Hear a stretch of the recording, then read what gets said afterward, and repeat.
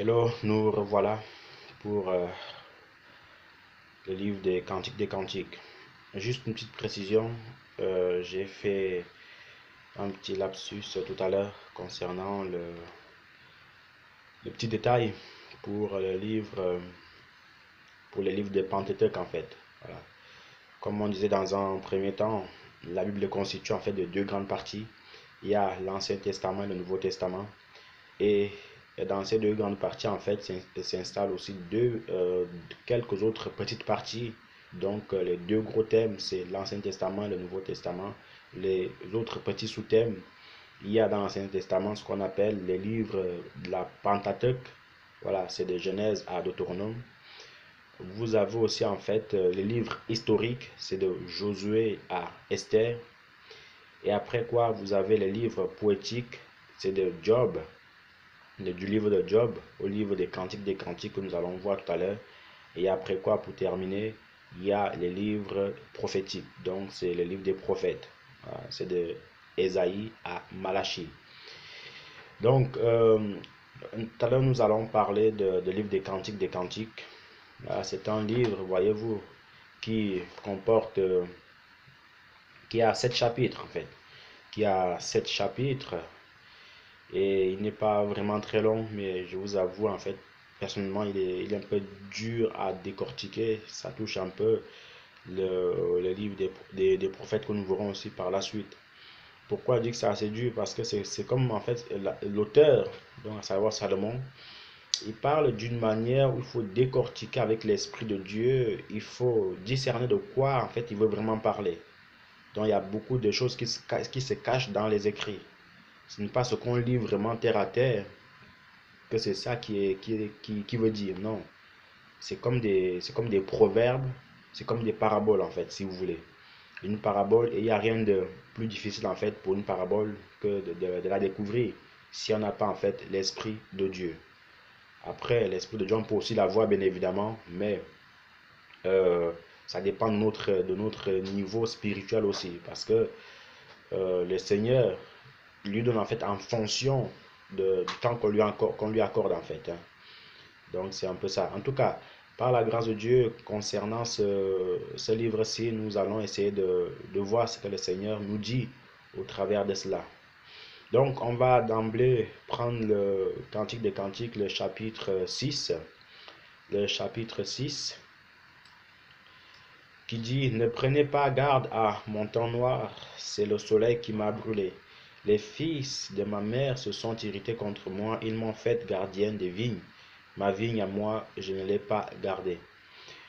Ici, en fait, qu'est-ce qui se passe? C'est le roi Salomon, en fait, qui est en train de parler avec sa bien-aimée, ou avec sa fiancée, si vous voulez, ou avec son épouse, si vous voulez.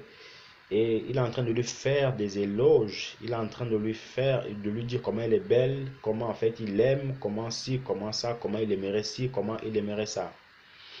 Et donc, dans ce livre aussi, c'est un livre, parfois quand je le lisais, c'est un livre que beaucoup de fiancés ou de jeunes fiancés en fait devraient, jeunes fiancés, donc les hommes, devraient en fait lire et beaucoup méditer. Pourquoi? Parce que c'est un livre tellement doux, c'est un livre tellement câlin, et il n'y a aucun être humain sur terre qui puisse aimer les mots doux que les femmes.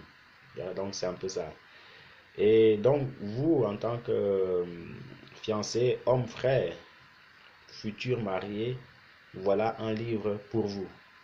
Pourquoi je dis aussi en fait que voilà un livre pour vous? Parce que par la suite, on va aussi le voir petit à petit comment il faut gérer l'amour. Comment il faut gérer l'amour. Donc ici, la femme qui parle ici, en fait, donc c'est la fiancée, entre guillemets, de Salomon, qui lui dit, en fait, ne prenez pas garde à mon temps noir, c'est le soleil qui m'a brûlé. Les fils de ma mère se sont irrités contre moi, ils m'ont fait gardienne des vignes. On va aller au chapitre 2, le verset 7 au verset 8. Je vous en conjure, filles de Jérusalem, par les gazelles et les biches des temps, ne réveillez pas, ne réveillez pas, ne réveillez pas l'amour avant qu'elle le veuille. Bon, c'est plutôt avant qu'il le veuille, puisque c'est l'amour.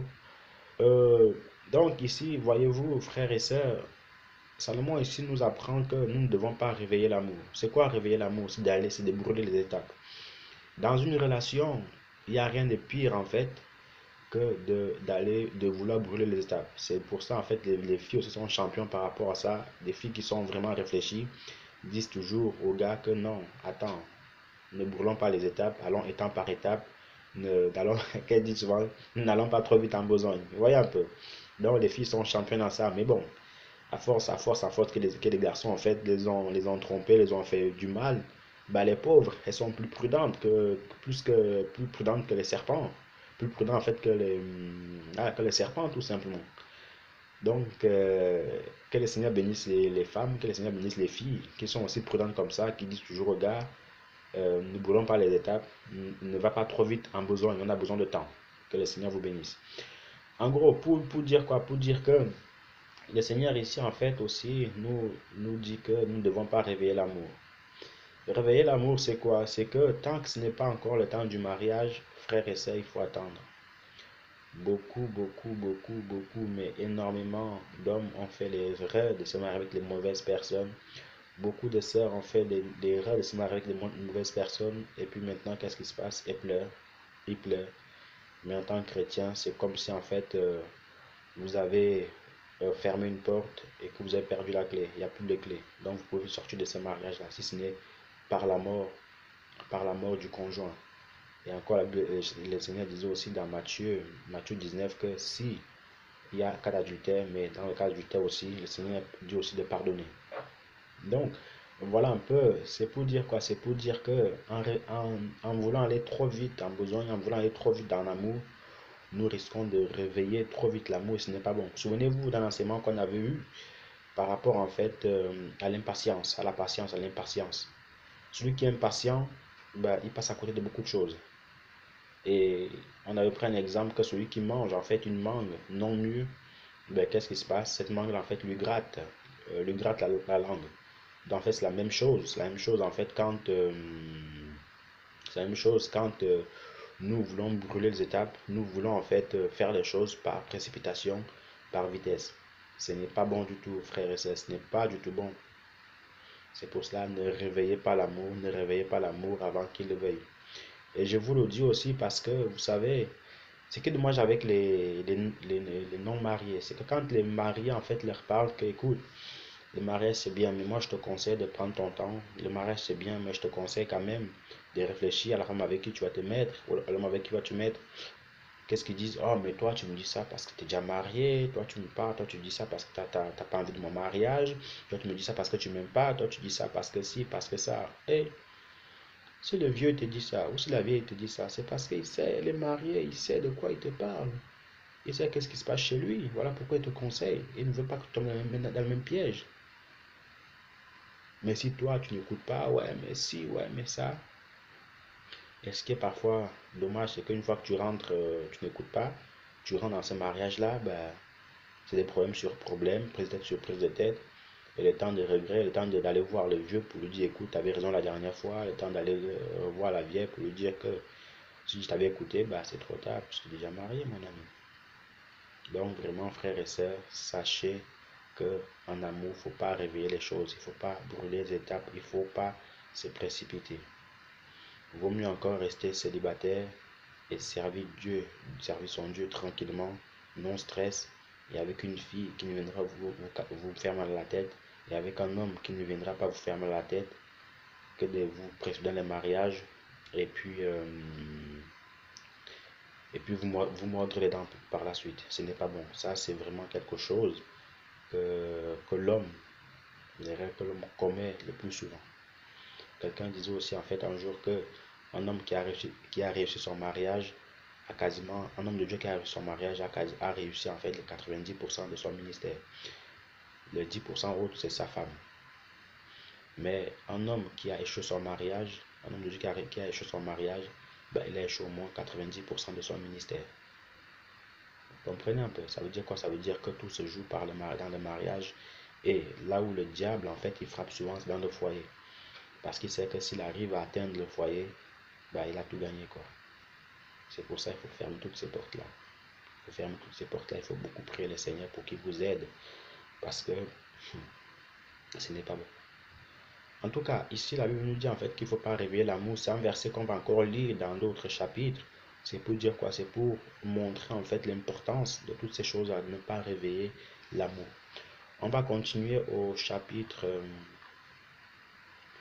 Bien évidemment, par rapport au mariage, celui qui trouve la bonne, c'est tip top, hein, c'est tranquille, hein, c'est des jours heureux, des jours de joie, c'est les enfants qui naissent, ils servent aussi le Seigneur, tout se passe très très bien. C'est une bonne chose aussi en fait, hein, c'est quelque chose qu'on va pas non plus se mentir.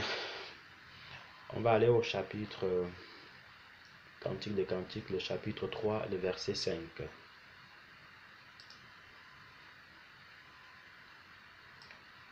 3, 5. Je vous en conjure, filles de Jérusalem, par les gazelles et les biches des temps, ne réveillez pas l'amour avant qu'elle le veuille. Une fois de plus, en fait, on dit de ne pas réveiller l'amour. Si Salomon parle ainsi, sûrement que le gars, il sait de quoi il parle. Il maîtrise son sujet. Quand il avait 700 femmes, et non 300 femmes et 700 concubines, il sait de quoi il parle. Toutes ces femmes-là. Peut-être il a aussi, peut-être parce il est aussi en fait allé trop vite en besogne. Et puis il a regretté en fait. Il a regretté. Et c'est pour ça qu'il nous met aussi en garde que attention mes enfants, attention, attention à ce que vous faites, attention, attention. Parce qu'une fois que vous entrez là, c'est difficile après de s'en sortir. Donc réfléchissez d'abord avant d'y entrer tout simplement. On va aller au chapitre 4. Chapitre 4, le verset 7. Tu es toute belle, mon ami, il n'y a point en toi de défaut. Vous vous souvenez, on disait tout à l'heure que c'est un bon livre pour les fiancés, donc les hommes. Ici, le roi Salomon en fait des éloges à sa fiancée, à sa dulcinée, comme beaucoup disent. C'est-à-dire quoi? Il lui dit en fait que tu es toute belle, mon ami, tu es toute belle, et en toi, il n'y a aucun défaut. Donc, vous voyez un homme qui dit ça à sa femme, comment le cœur de celle-ci en fait ne sera pas conquis, tout simplement. Bien évidemment, qu'on soit d'accord, il faut aussi qu'il soit sincère, hein, parce que il y a des hommes, lui, il peut te réciter des mots doux, hein, de matin, midi, soir, hein, mais alors qu'il pense déjà à une autre femme. Hein. Non, il faut être sincère dans ce qu'on dit. Et quand il y a la sincérité, frères et sœurs, alors il y a beaucoup de choses, il y a le bonheur, il y a l'amour là-dedans. Mais si c'est des mensonges, malheureusement, mon ami, ça va te rattraper un jour ou l'autre. Sois sincère quand tu dis ces choses-là et ça gagnera encore davantage, tu vois, le cœur de ta fiancée. On va aller au chapitre 5, le verset 2. J'étais endormi, mais mon cœur veillait. C'est la voix de mon bien-aimé qui frappe. Ouvre-moi, ma soeur, mon ami, ma colombe, ma parfaite, car ma tête est couverte de rosée, mes boucles sont pleines de gouttes de la nuit. J'ai ôté ma tunique, comment la remettrai-je? J'ai lavé mes pieds, comment les salirai-je? En gros, voici Salomon qui voulait aller auprès de sa bien-aimée. Elle lui dit, ouvre-moi, mon bien-aimé, qui frappe, ouvre ma soeur, mon ami, ma colombe, ma parfaite, ma colombe. Parfois aussi les femmes, il faut faire attention à certains mots, parce que quand les gars aussi trop doux là, posez-vous les bonnes questions. On ne dit pas qu'il faut pas être doux, hein, ben, il y en a qui sont champions, hein, qui sont très champions. C'est-à-dire, ils te prennent la tête, ils t'embrouillent la tête, ils te retournent le cerveau, et puis oui, c'est vrai, oui, c'est vrai, et tac, tu tombes dans le piège. Donc, laisse t'appeler comme il veut, mais observe-le aussi. Hein. Sinon, tu vas te faire avoir. On va aller au chapitre 6. Chapitre 6, le verset 5 au verset 10. Détourne de moi tes yeux, car ils me troublent. Tes cheveux sont comme un troupeau de chèvres suspendus au flanc de Galade. Tes dents sont comme un troupeau de brebis qui remontent de l'abreuvoir. Toutes portent des jumeaux, aucune d'elles n'est stérile. Ta joue est comme une moitié de grenade derrière ton voile. Amen. Donc ici, le roi Salomon continue à faire des éloges à sa fiancée, à sa bien-aimée, comment elle avait des dents blanches comme brebis, comment elle était belle, comment elle était ci, comment elle était ça. Il faut dire que notre ancêtre Salomon savait comment parler aux filles, hein, comment parler aux femmes. Et ce n'est pas étonnant, voyez-vous, ce n'est pas étonnant qu'on ait vu en fait avec toutes ces femmes-là. On va lire le dernier chapitre, donc le chapitre 8. Donc poste 8 chapitres. Le chapitre 8, le verset 4. Le verset 4 au verset 6. Je vous en conjure, filles de Jérusalem, ne réveillez pas l'amour avant qu'il le veuille. Donc, c'est la phrase de la fin. Mon frère, ma soeur, ne réveillez pas l'amour avant qu'il le veuille. Allez-y étape par étape. Faites confiance au Seigneur, le Seigneur s'occupera de tout. Mais par contre, si vous faites confiance en vous-même, comment voulez-vous que le Seigneur s'occupe encore d'autres choses? Donc, que le Seigneur vous bénisse, que le Seigneur soit avec vous. Comme j'ai dit, c'est un bon livre que beaucoup de fiancés en fait devraient lire, fiancés garçons. Bon, les filles aussi peuvent le lire bien évidemment, mais pour toucher encore plus avantage le cœur de leur femme, le cœur de la future femme, de leur fiancé. Même les hommes mariés aussi peuvent le lire. Ça fait toujours du bien. Même les païens peuvent, tout le monde peut le lire en fait, il est à la portée de tout le monde. Parce qu'il nous enseigne beaucoup de choses. Donc voilà un peu les 3 livres qu'a écrit Salomon, savoir le livre des Proverbes, le livre d'Ecclésiaste et le livre des Cantiques des Cantiques. C'est fini pour aujourd'hui par la grâce de Dieu en ce qui concerne les résumés de la Bible. Enfin, j'espère, puisque voilà, on va aller à autre chose. C'est une joie de faire l'œuvre de Dieu, toujours une joie de vous parler du Seigneur. Et puis, que dire de plus qu'à une prochaine fois. Bye bye.